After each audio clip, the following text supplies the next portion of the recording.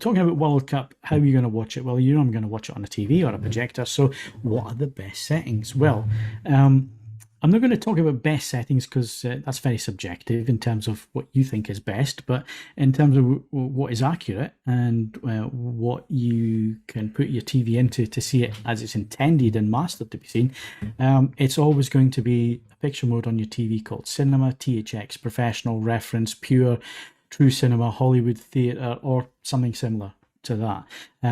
It's going to be the picture mode that basically puts the TV into the mode that all monitors are in when the professionals are making these programs and taking the live feeds and all the rest of it. So this is really quite simple, really, is go to your picture mode and put it in the most accurate mode. And like I say, it's normally called Cinema or THX or Professional or Reference or Pure or ISF or True Cinema. One of those picture modes, whatever TV you have, different brands have different names, but they're all kind of round about the same. I think the only one I've not got there is Custom, which is Sony's.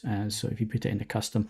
The other thing I keep getting asked is motion. Well, motion, it depends on the TV, because when you're talking about sports, you're talking about 50 hertz in the UK. This is where motion can get a little bit choppy depending on the TV that you're using.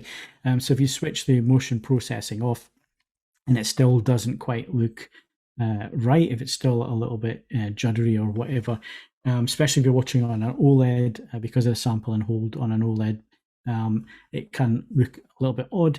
You can go into the motion settings, and if you go to the custom settings and turn both sliders for blur and judder down, or deblur, I should say, if you turn them down to 0 and then experiment at your end and see what difference it makes. And when I say that, I mean like take it up to 1. Don't take it any further than that, probably. You'll probably find that maybe 1 is going to be the solution for you in terms of just getting rid of whatever it is that you're seeing in terms of motion. But overall, modern TVs nowadays, they're very good in terms of motion. And like I say, if you put the picture mode into the most accurate mode, you're then getting colours correct. The colour of white is correct, which is really important. And again, we're talking about stadiums that are going to have a lot of shadow, a lot of bright light.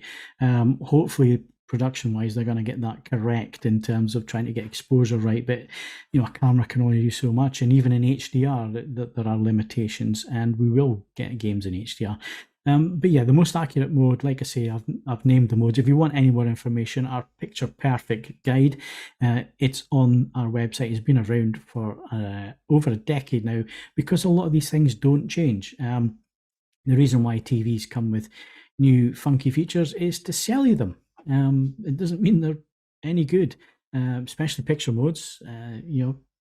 Manufacturers, they're always pushing the brightest, most colourful modes. They're usually the ones that look garish, and you're actually losing detail because it's pushing too much brightness, and people's faces start to look like everybody's taking Botox. If you're watching Made in Chelsea, it probably is the case.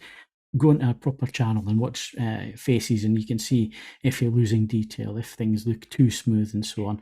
So like I say, Picture Perfect, it's on the website. You'll find it in the drop-down menus. Go watch the videos. Put your TV in the right modes and enjoy the World Cup.